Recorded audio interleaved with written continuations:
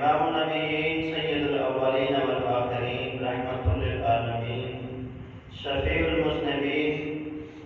امام القبلتین والحرمین جناب محمد رسول اللہ صلی اللہ علیہ وسلم کی ذات اقدس اطہر والا پر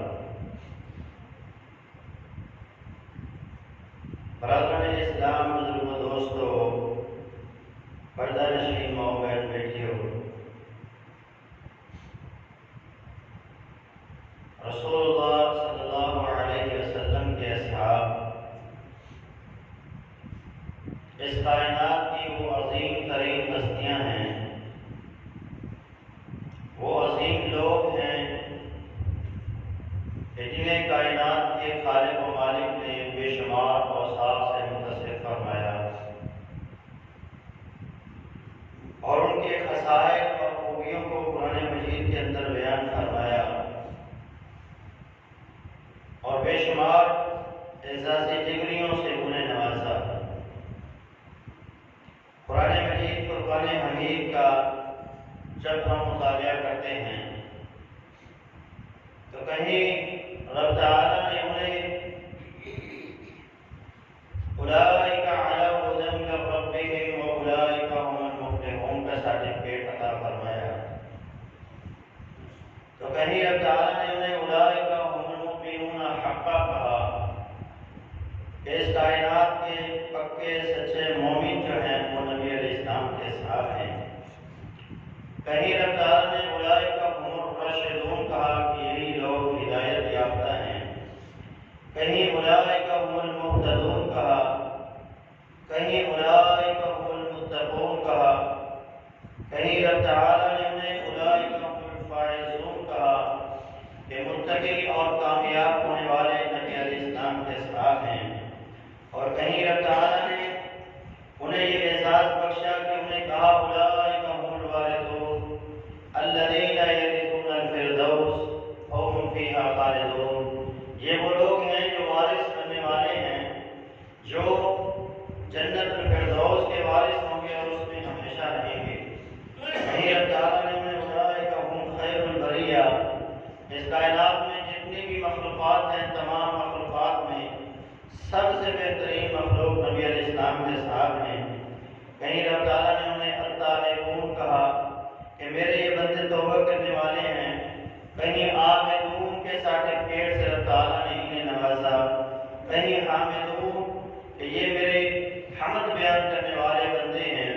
کہیں سائحون راکعون ساجدون یہ میرے فرما بردار بندے ہیں، رکوع کرنے والے میرے بندے ہیں، سجدوں میں گرنے والے میرے یہ بندے ہیں۔ کہیں رب تعالیٰ نے فرمایا یہ مسلمین ہیں، یہ مومنین ہیں،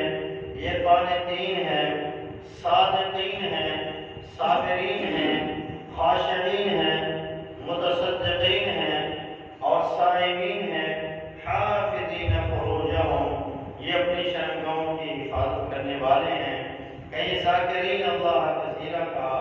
کہیں رب تعالیٰ نے انہیں اولئک حزب اللہ کہا کہ یہ اللہ کی جماعت ہیں، یہ اللہ کا گروہ ہے۔ الا ان حزب اللہ هم المفلحون، یاد رکھو کہ اللہ کا گروہ ہی غالب رہنے والا ہے، فلاح پانے والا، کامیاب اور کامران ہونے والا ہے۔ تو یہ بڑی پاکیزہ ہستیاں ہیں اور ان پاک باز ہستیوں کو اگر کوئی انسان برا کہتا ہے یا ان کے اوپر طعن و تشنیع کرتا ہے، ان کے ایمان پر اگر انگلی اٹھاتا ہے یا ان کے اعمال پر انگلی اٹھاتا ہے تو وہ در حقیقت ان پر نہیں بلکہ اللہ رب العالمین پر اعتراض کر رہا ہے، کیونکہ ان تمام اوصاف سے، ان تمام خوبیوں اور خصائص سے انہیں نوازنے والا اللہ ہے اور ان کے اندر یہ خوبیاں پیدا کرنے والا بھی اللہ ہے۔ ان کی ان خوبیوں کو دیکھنے کے بعد انہیں یہ تمام سرٹیفکیٹ عطا کرنے والا بھی اللہ ہی ہے۔ اگر کوئی ان کے اوپر اعتراض کرتا ہے تو وہ حقیقی معنوں میں ان پر نہیں بلکہ اللہ رب العالمین پر اعتراض کرتا ہے اور اس کے نبی پر اعتراض کر رہا ہے۔ اور اگر آپ غور کریں تو آپ کو پتہ چل جائے گا کہ یہ دشمنان صحابہ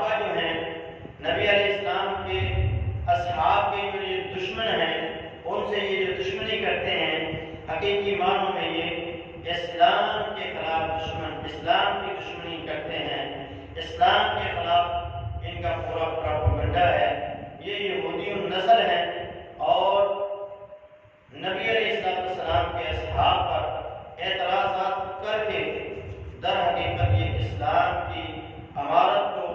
اسلام کی بنیادوں کو کھوکھلا کرنے کی کوشش کرتے ہیں، کیونکہ دین اسلام کے پہلے گواہ جن کے سامنے قرآن نازل ہوا، جن کے سامنے محمد رسول اللہ نے اپنی نبوت اور رسالت کا اقرار کیا اور اظہار کیا اور انہوں نے اقرار کیا، تو یہ جب ان گواہوں پر اعتراض کریں گے تو دنیا کا یہ اصول ہے کہ جب کوئی مقدمہ دائر کیا جاتا ہے، جب کوئی دعوت دائر کیا جاتا ہے تو ان سے گواہ مطلوب ہوتے ہیں کہ آپ گواہ پیش کرو، آپ کا یہ دعویٰ ہے۔ تو جب گواہی اس کے جھوٹے ہوں، اس کے گواہی کسی کام کے نہ ہوں، تو اس کا وہ دعویٰ جو ہے وہ خارج کر دیا جاتا ہے۔ جب ہم اسلام کے پہلے جو گواہ ہیں، جن کے سامنے اسلام آیا، جنہوں نے اسلام آ کے دنیا کو دیا، دنیا کے کونے کونے تک پہنچایا، اگر ان کو ہی مجروح کر دیں گے، ان کے اوپر ہی جرح کر دیں گے، ان کے ایمان کو ہی ہم داغدار کر دیں گے، تو پھر یاد رکھیں اسلام کا تشخص برقرار نہیں رہ سکتا۔ کہ وہ کہیں گے کہ اس کو پھیلانے والے تھے وہی جھوٹے تھے، نعوذ باللہ من ذالک، پھر اسلام تو ہے ہی جھوٹا۔ تو در حقیقت یہ لوگ اسلام کے اوپر جھوٹ باندھنے کی کوشش کرتے ہیں اور اسلام کو نقصان پہنچانے کی کوشش کرتے ہیں، اور یہ طرح طرح سے اعتراضات کرتے ہیں۔ دشمنان صحابہ میں سے ایک عالم دین کے پاس آیا اور اس نے آ کر کہا کہ اسلام میں عورت کی گواہی پائیدار ہے یا مرد کی گواہی پائیدار ہے؟ اب جس سے سوال کیا جا رہا تھا وہ بندہ سمجھ گیا کہ یہ دشمنان صحابہ میں سے ہے۔ اگر میں کہتا ہوں مرد کی گواہی پائیدار ہے تو امہات المومنین اور جتنی دوسری صحابیات سے روایات مروی ہیں وہ سب کی سب فارغ ہو جائیں گے، اور اگر میں ان کو بچانے کی کوشش کرتا ہوں تو اللہ کے رسول صلی اللہ علیہ وسلم پر اعتراضات آئے گا، ابو بکر عمر صدیق عثمان علی پر اعتراضات آئے گا، دوسرے صحابہ پر اعتراضات آئیں گے کہ انہوں نے جو روایات بیان کی، انہوں نے جو اسلام بیان کیا وہ کس خاطر میں۔ اب اس کے پاس اس کا جواب نہیں ہے۔ اللہ تعالیٰ رحم فرمائے مولانا ابراہیم خادم کنگن پوری پر، وہ اس ادارے سے فارغ تھے لیکن ادارے والے انہیں سند نہیں دیتے، تو انہوں نے کہا ابراہیم کو بلاؤ، وہ اس کا جواب دے۔ تو ابراہیم رحمۃ اللہ علیہ کو بلایا گیا تو انہوں نے کہا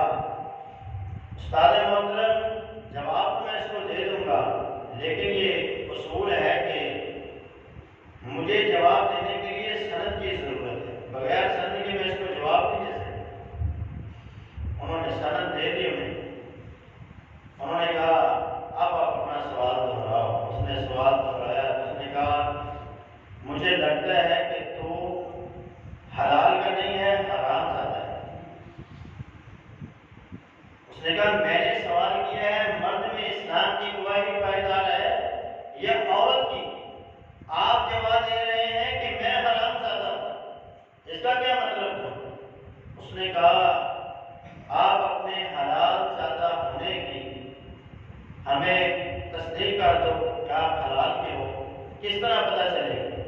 انہوں نے کہا میری ماں اور میرے باپ کا نکاح ہوا، اس کے بعد میں اس کائنات میں آیا۔ اس نے کہا جب تیرا حمل تیری ماں کے پیٹ میں ٹھہرا، اس وقت تجھے پتہ ہے کہ تیرا باپ تھا یا کوئی اور تھا؟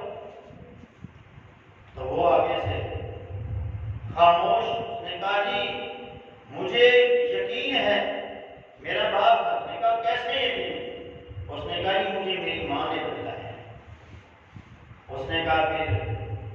تجھے اپنی ماں پہ یقین ہے؟ اس نے کہا جی مجھے پورا یقین ہے کہ میری ماں نے جو کہا وہ سچ کہا۔ اس نے کہا مولانا ابراہیم رحمۃ اللہ نے کہا کہ اللہ کے بندے تو اپنی ماں پہ یقین کرتا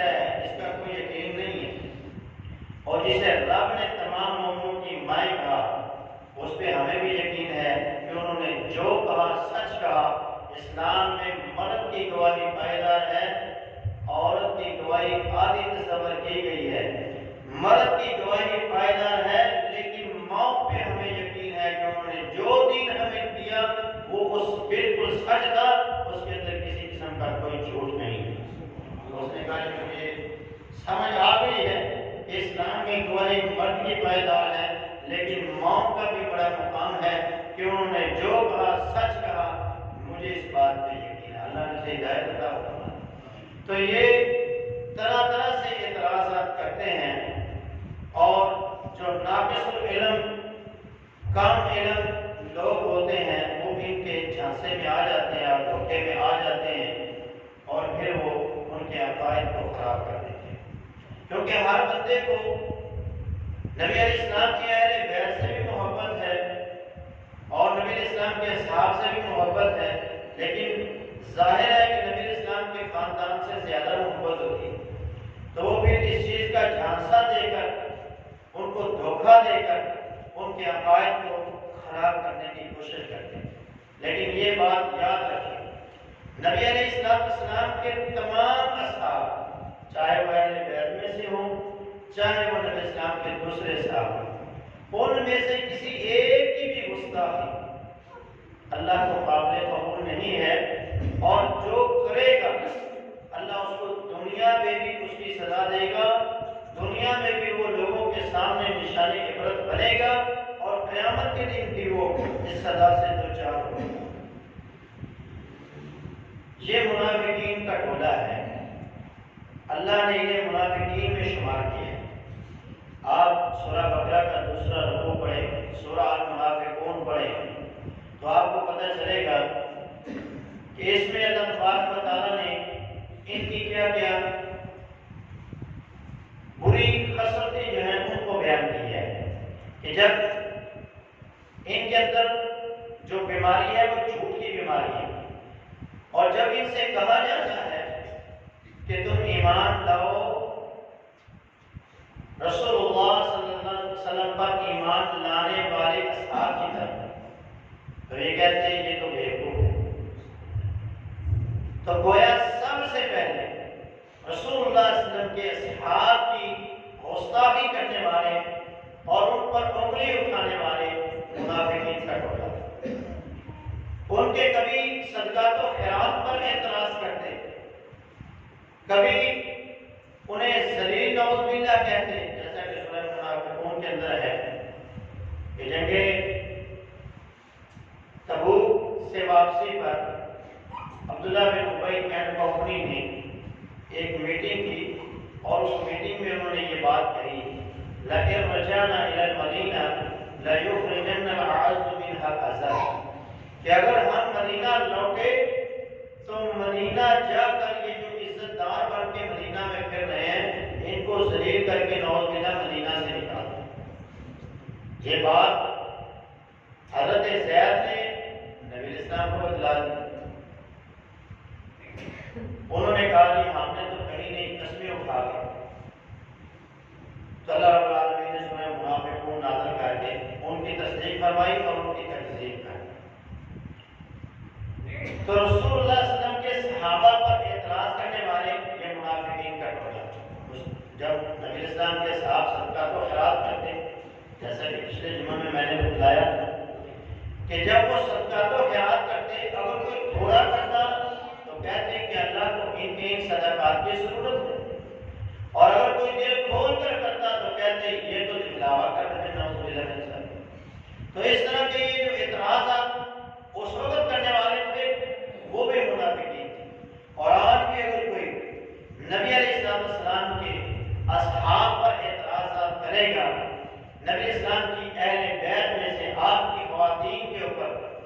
آپ کے ازواج مطہرات کے اوپر اگر کوئی انگلی اٹھائے گا تو یہ بھی منافقین کا ٹولہ ہی ہے، کیونکہ اس وقت بھی ماں عائشہ پر جن لوگوں نے الزام لگایا تھا وہ عبداللہ بن ابی اینڈ کمپنی تھی، اور آج بھی اگر کوئی ان پر اعتراضات کرے گا، ان پہ انگلی اٹھائے گا تو وہ انہی منافقین میں تصور کیا جائے گا، اور یہ انہی کے ساتھ قیامت کے دن کھڑے گی۔ رسول اللہ صلی اللہ علیہ وسلم نے فرمایا تھا احسنوا الی اصحابہ، اے میرے امت کے لوگوں میرے صحابہ کے ساتھ حسن سلوک کرنا ہے، ان کی اچھائیوں کو بیان کرنا ہے، ان کی خوبیوں کو بیان کرنا ہے، ان کے خصائل کو بیان کرنا ہے، ان کی برائیوں کو بیان نہیں کرنا۔ اور دوسری حدیث میں فرمایا اذا ذکر اصحابی فامسکوا، جب میرے صحابہ کا ذکر کرو تو اپنی زبانوں کو روک لیں، ان زبانوں سے ان کے خلاف تبرہ نہ کرنا۔ اور ہمارے ہاں ایک ایسا مذہب ہے جن میں تبرہ کرنا، صحابہ کو گالی دینا، یہ ان کے اندر ثواب سمجھا جاتا ہے، اور وہ عبادت سمجھ کے اپنی نمازوں کے بعد اور اپنی اہم کاموں کے بعد وہ اللہ کے رسول صلی اللہ علیہ وسلم کے اصحاب پر تبرہ کرتے ہیں۔ ابو بکر صدیق، عمر فاروق، عثمان غنی، امیر معاویہ اور صحابہ کرام پر، عائشہ پر وہ روز تبرہ کرتے ہیں اور ان کے اندر اس کو ثواب سمجھا جاتا ہے۔ تو نبی علیہ السلام نے فرمایا تھا میرے صحابہ کو تان و تشنیع نہیں کرنا، انہیں گالی گلوچ نہیں کرنا، ان کے خصائل کو بیان کرنا ہے، ان کی خوبیوں کو بیان کرنا ہے۔ اور جو بندہ اللہ کے رسول کے فرامین کی نافرمانی کرے گا، آپ کے حکم کی حکم عدولی کرے گا، یاد رکھیں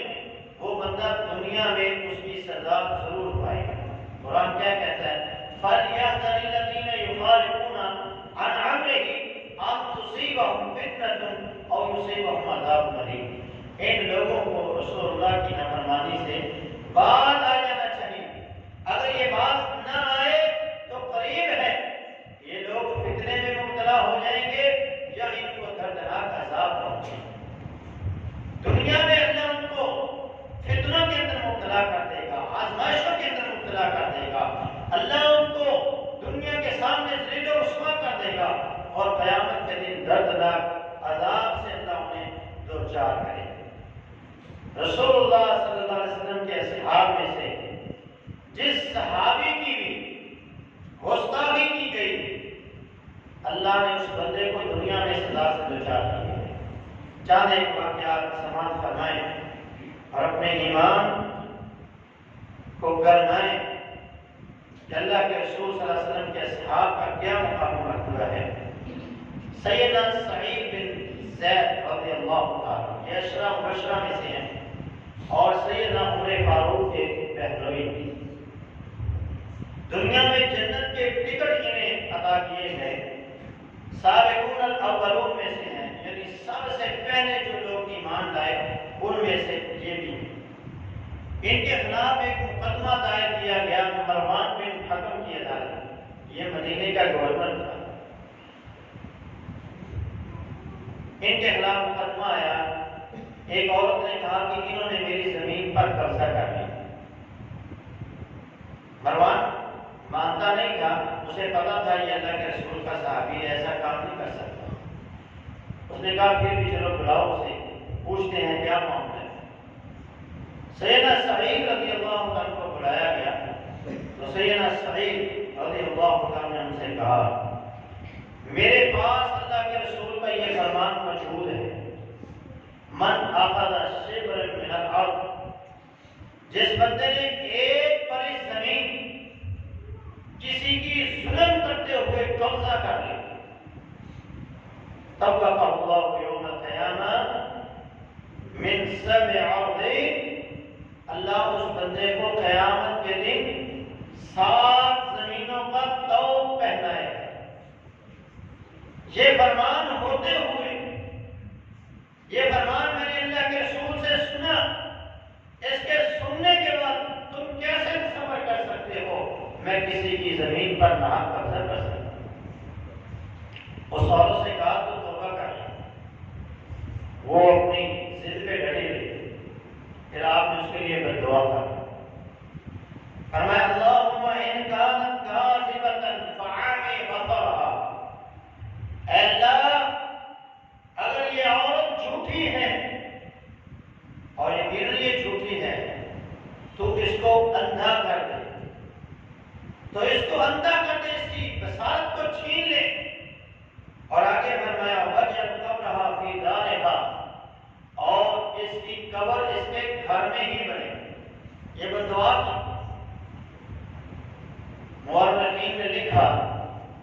کہ وہ عورت چند دنوں کے بعد اندھی ہو گئی اور پھر اپنے ہی گھر میں اس کا ایک کنواں تھا، جس کنویں میں وہ گر کر مر گئے۔ یہ ہے انجام اس بندے کا جس بندے نے بھی رسول اللہ صلی اللہ علیہ وسلم کے کسی صحابی کی گستاخی کی کہ اللہ رب العالمین نے اس کی بصارت چھین لی اور اس کی موت اس کے گھر میں ہی کنویں میں گر کر ہو۔ سیدنا سعد بن ابی وقاص رضی اللہ عنہ، انہیں سیدنا عمر فاروق رضی اللہ تعالیٰ عنہ نے گورنر بنایا کوفے کا۔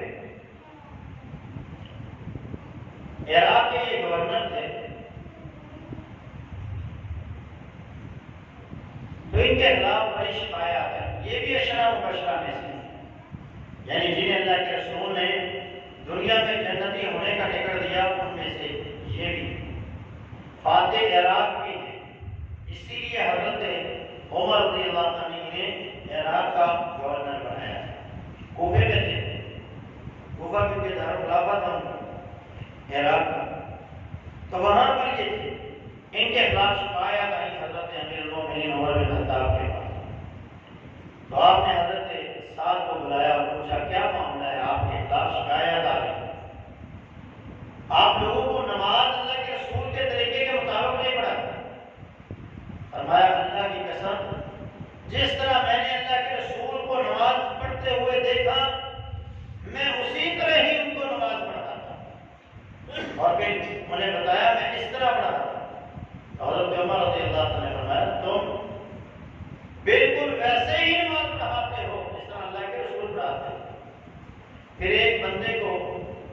ان کے ساتھ روانہ کیا کوفہ، کہا وہاں کے حالات کا مشاہدہ کر کے آؤ، کیا وہ لوگ سچ بولتے ہیں کہ یہ سچ بول رہا ہے۔ تو وہ بندہ گیا، اس نے کوفے کی تمام مسجدوں میں، تمام محلوں کے اندر، گھروں کے اندر جو محلے تھے محلوں میں گیا، محلے کی مسجدوں میں گیا، لوگوں سے اس نے پوچھا کہ ساتھ کیسا؟ ہر بندے نے اس کی تعریف، بڑا اچھا آدمی، عدل و انصاف کو قائم کیے ہوئے بہترین انسان ہے۔ کوفے کی ایک مسجد میں گئے تو وہاں ایک بندہ کھڑا ہوا، تو اس نے اعتراضات کیے۔ اس نے کہا جو سعد ہے اس کے اندر کچھ خامیاں ہیں کہ یہ ہمیں جہاد پر بھیجتا ہے، خود نہیں جاتا، ہمیں جہاد پر بھیجتا ہے، خود نہیں جاتا،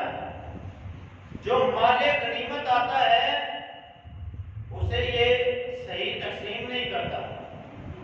اور فیصلے جو ہے یہ عدل کے اوپر نہیں کرتے۔ تو حضرت سعد رضی اللہ عنہ نے اس بندے کے لیے پھر بددعا کرا، کیونکہ وہ جھوٹ بول رہا تھا۔ حضرت سعد نے اس کے تینوں سوالات جو اس نے اعتراضات کیے تھے اس کے جواب دیے، اور پھر اس کے لیے بددعا کی،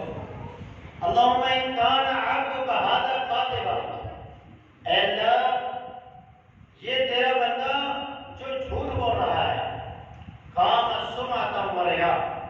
یہ ریاکاری کرنے کے لیے اور لوگوں کو سنانے کے لیے، اپنی واہ واہ کروانے کے لیے کہ میں نے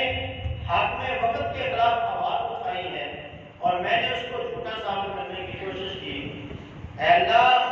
یہ اس مقصد کے لیے کھڑا ہوا ہے، فَعَطِلْ عُمْرَهُ، اے اللہ تو اس کی عمر کو لمبا کر، اس کو لمبی عمر عطا فرما، وَعَطِلْ فَقْرَهُ، اور اسے فقیری، محتاجی، غربت کے اندر ڈال دے، اور آگے بڑھا وَعَقْلِهُ لِلْفِتَنِ، اور اسے فتنوں کے اندر مبتلا کر۔ مورخین نے لکھا کہ وہ آدمی اس کو حضرت سعد کی بددعا لگی، اور پھر اتنی لمبی عمر اسے ملی کہ اس کی آنکھوں کے اوپر والے یہ جو آبرو ہیں یہ اس قدر ڈھلک جب گئے تھے کہ آنکھیں بند ہو گئی، یہ گوشت اس قدر ڈھلک گیا کہ ادھر تک آ گیا، اور وہ اس کو اٹھا کر اس طرح دیکھتا ہوتا، اتنا بوڑھا ہو گیا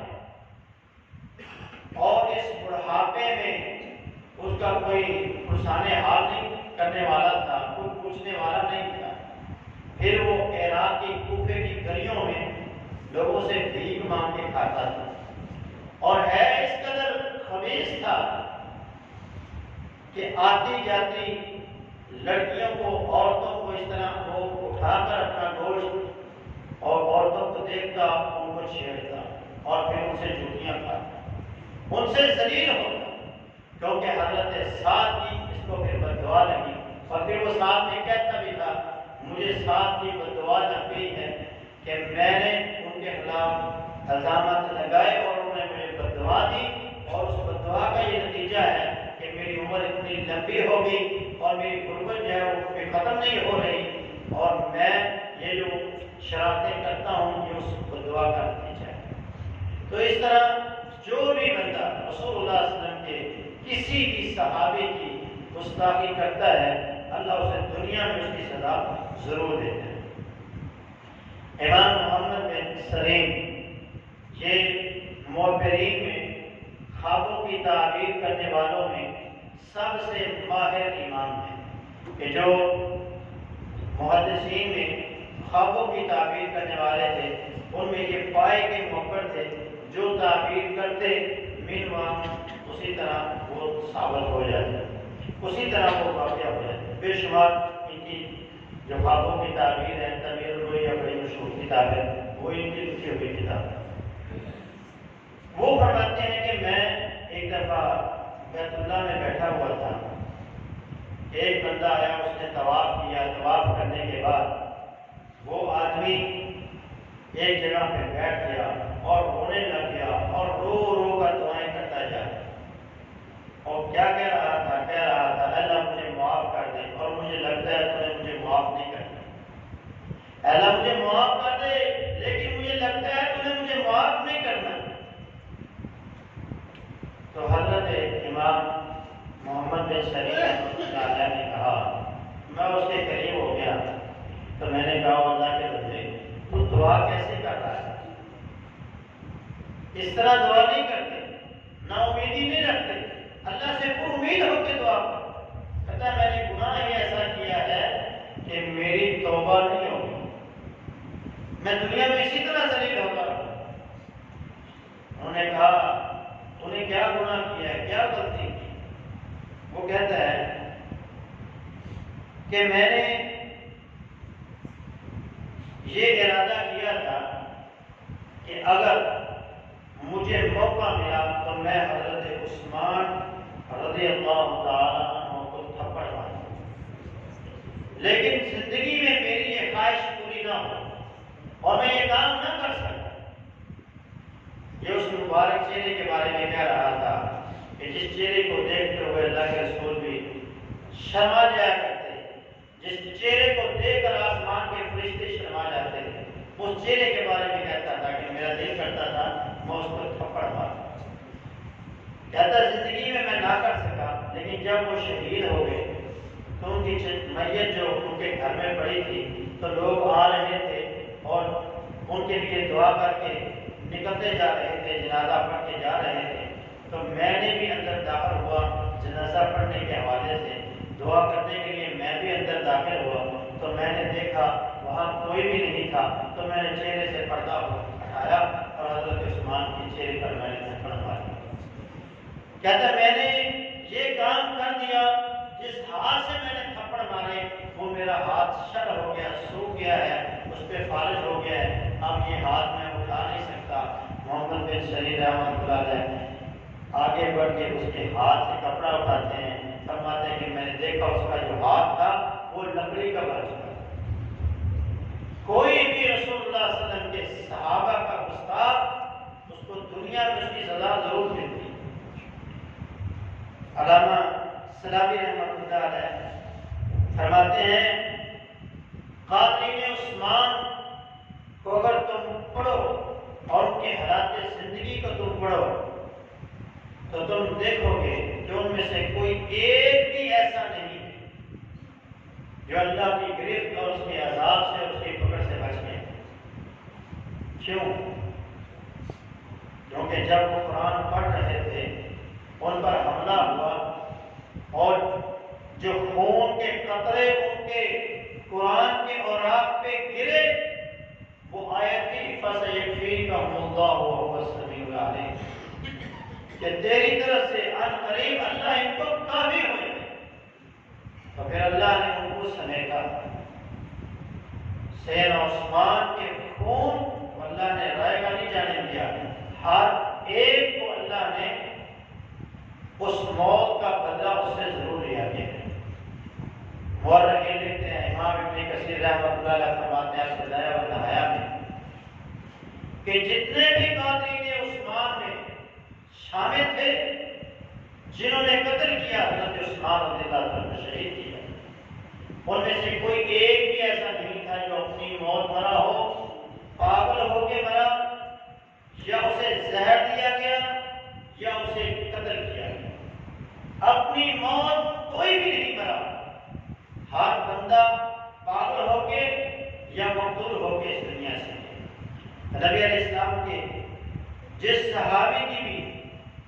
کسی بھی صحابی کے اگر جو بندہ گستاخی کرتا ہے تو اللہ کی پکڑ سے، اس کے عذاب سے بچ نہیں سکتا۔ امام مستغفری رحمۃ اللہ علیہ فرماتے ہیں کہ میرے استاد ہمارے جو بزرگ تھے وہ شام کے ایک علاقے میں گئے، وہاں انہوں نے ایک مسجد میں نماز پڑھی۔ فرماتے ہیں نماز پڑھنے کے بعد وہ کیا دیکھتے ہیں کہ امام جو تھا وہ حضرت ابو بکر، حضرت عمر رضی اللہ تعالیٰ عنہما، شیخین کریمین رضی اللہ تعالیٰ عنہما کی گستاخی کرتا ہے اور ان پہ لعن طعن کرتا ہے، انہیں بددعائیں دیتا ہے، بددعائیہ کلمات اپنی زبان سے نکالتا ہے۔ تو کہتے ہیں مجھے بڑا غصہ آیا، لیکن میں اٹھ کے چلا گیا۔ علاقہ ان کا تھا، میں مہمان تھا۔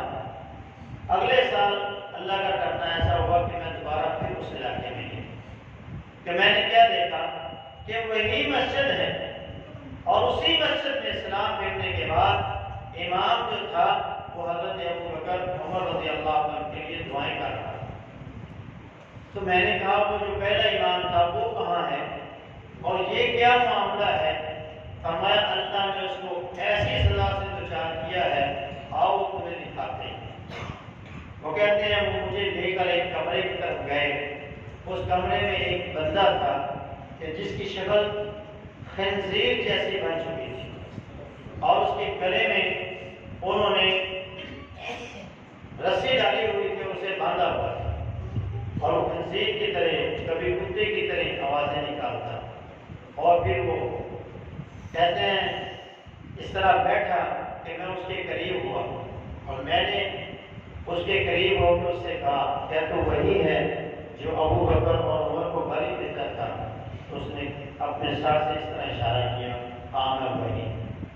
تو اللہ اس بندے کو دنیا میں نشان عبرت بنا دیتا ہے جو بندہ رسول اللہ صلی اللہ علیہ وسلم کے کسی بھی صحابی کی شان کے اندر گستاخی کرتا ہے۔ حال ہی میں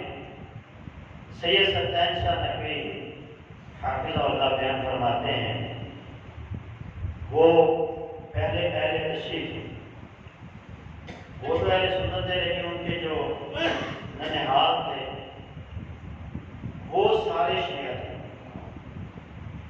تو کہتے ہیں میرا ماموں جو تھا وہ ذاکر تھا، بہت بڑا تھا، تو اس نے اپنے گھر میں نعوذ باللہ 2 کتے رکھے ہوئے تھے اور جب وہ آتے تو انہیں وہ شیخین کریمین کے نام سے مخاطب کرتا تھا۔ کہتا جب اس کی موت کا وقت آیا، جان نکلتی، پھر وہ کتے کی طرح بھونکتا اور اتنی اس کی آواز ہوتی کہ پورا محلہ اس کی آواز سنتا، اس قدر وہ کتے کی طرح بھونکتا۔ تو اللہ اس بندے کو دنیا میں لوگوں کے سامنے عبرت بنا دیتا ہے جو بندہ اللہ کے انتخاب کے اوپر، اللہ کی پسند کے اوپر، اور جنہیں اللہ نے اپنے نبی کی صحبت کے لیے پسند کیا، جن کے دلوں میں اللہ نے ایمان کو رکھ کر ایمان کو زینت بخشی، جو اللہ کی اس پسند کے اوپر، اللہ کے اس انتخاب کے اوپر اعتراض کرے گا، اس کا دنیا میں ایسا ہی انجام۔ سیدنا ابو ہریرہ رضی اللہ تعالیٰ یہ بھی نبی علیہ السلام کے صحابہ میں سے بڑے پیارے صحابی ہیں. تقریباً حضرت عائشہ اور حضرت ابو ہریرہ رضی اللہ عنہ سے دین کا 3% جو ہے وہ ان سے آیا ہے. یعنی دین کا تیسرا حصہ جو ہے وہ ان سے آیا ہے اور ایک حصہ جو ہے وہ پورے صحابہ سے ہے.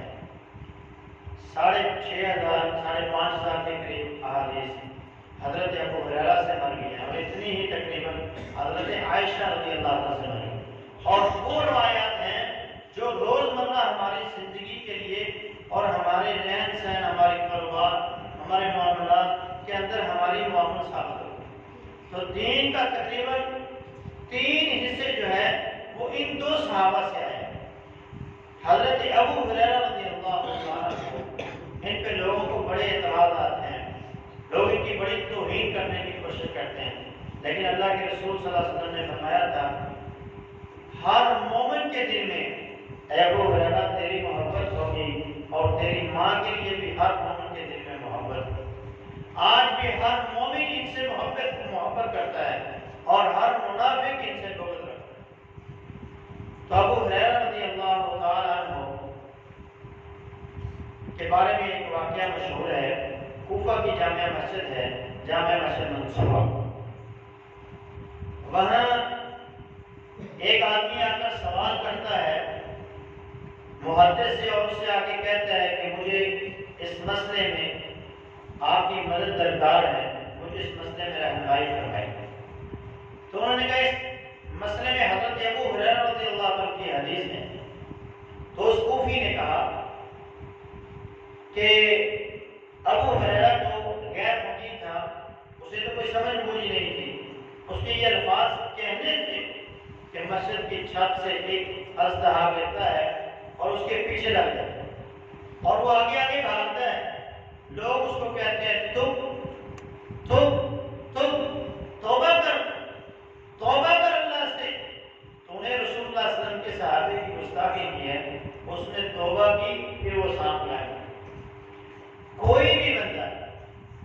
کسی بھی رسول اللہ صلی اللہ علیہ وسلم کے کسی بھی صحابی کی، وہ ادنا ہے عرفہ ہے، چھوٹا صحابی ہے بڑا صحابی ہے، پہلے ایمان لایا بعد میں ایمان لایا، کسی بھی صحابی کی اگر تھوڑی سی بھی شان میں گستاخی کرے گا تو اللہ اس کو دنیا میں ہی اس کی سزا دے گا. وہ دنیا میں اللہ کی پکڑ سے بچ نہیں سکتا. سیدنا حسین رضی اللہ تعالیٰ عنہ، امام حسین رضی اللہ عنہ کو جب کوفہ میں کربلا میں انہیں شہید کیا گیا اور ان کے سر مبارک کو کوفہ کی جامع مسجد میں لایا گیا تو وہاں کا گورنر عبید اللہ بن زیاد جو تھا اس نے آپ کے ہونٹوں پر چھڑیاں ماری. تو صحابی رسول وہاں موجود تھے، وہ آگے بڑھے اور انہوں نے اس کو روکا اور کہا سارے یہ وہ ہونٹ ہیں جن ہونٹوں کو اللہ کے رسول چوما کرتے تھے، تو ان کی گستاخی کر رہا ہے. اس چہرے کو اللہ کے رسول چوما کرتے تھے تو اس کی گستاخی کر رہا ہے، اس کی توہین کر رہا ہے. پھر چشم برق نے وہ سین بھی دیکھا کہ کسی جنگ میں اس ظالم کی موت بھی ہوتی ہے اور اس کا سر بھی لایا گیا اور اسی مسجد میں رکھا گیا. لاشیں پڑی ہیں، سر بڑے ہیں، ایک سانپ آتا ہے اور وہ سب لوگوں کو چھوڑتے ہوئے اس کے نتنوں میں جا کے داخل ہوتا ہے، اندر ڈستا ہے، پھر نکلتا ہے، غائب ہو جاتا ہے، پھر دوسری بار آتا ہے، پھر اس کے نتنوں میں داخل ہوتا ہے، پھر ڈستا ہے، پھر غائب ہوتا ہے. 3 بار اس کے ساتھ یہ معاملہ ہوا. کوئی بھی اگر رسول اللہ صلی اللہ علیہ وسلم کے ادنا صحابی یا عرفہ صحابی، بلند مقام مرتبہ صحابی یا بعد میں ایمان لانے والے کسی بھی صحابی کی شان کے اندر اگر گستاخی کرے گا تو اللہ اس کو دنیا میں ہی اس کی سزا ضرور دے گا اور اس کو نشان عبرت بنائے گا. شیخ الحدیث ارشاد الحق اشری حافظ اللہ وہ ایک واقعہ بیان کرتے ہیں. کہتے ہیں جنگ کے قریب ایک علاقہ تھا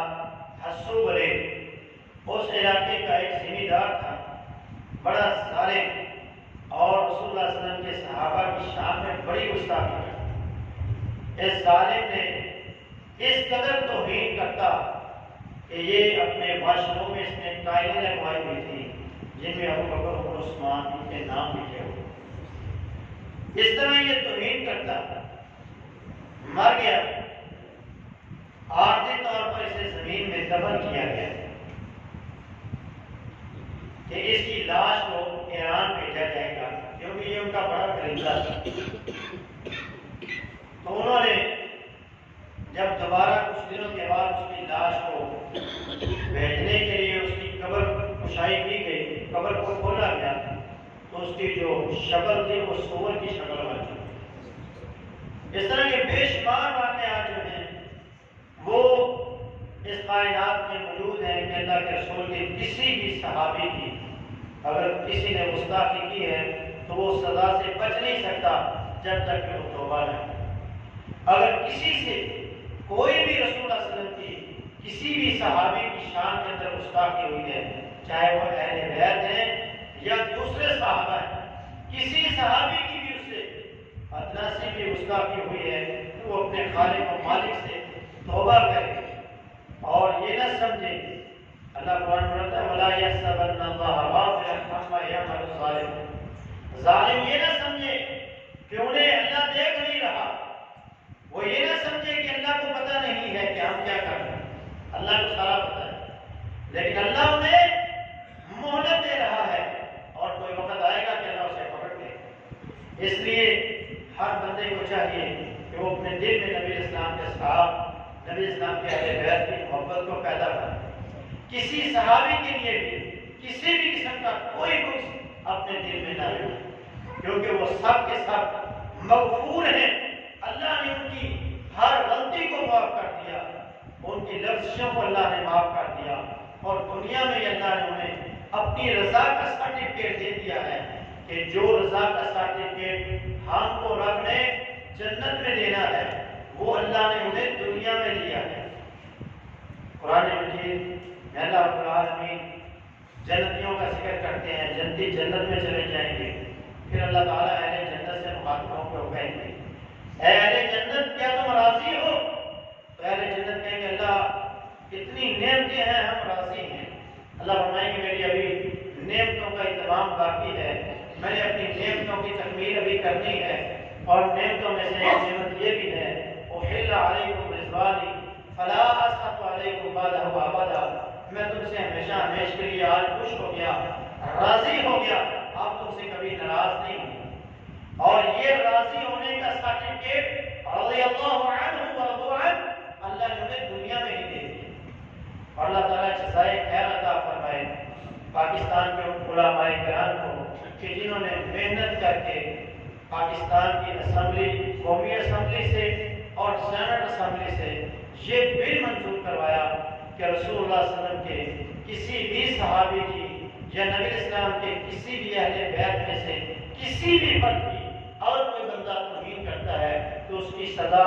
2، 3، 4 سال نہیں بلکہ اس کی سزا عمر قید ہونی چاہیے۔ اور اللہ کی توفیق سے ہماری قومی اسمبلی نے بھی اور ہماری سینٹ اسمبلی نے بھی اس بل کو منظور کیا ہے۔ اللہ تعالیٰ علماء کرام کو اس کی جزا عطا فرمائے اور اس عمل سے اللہ تعالیٰ ان سے خوش ہو جائے، ان کی غلطیوں کو معاف فرما دے، اور اللہ ہمارے دلوں میں نبی اسلام کے ہر صحابی کی محبت پیدا فرمائے۔ اقول قولی ھذا استغفر اللہ لي ولكم۔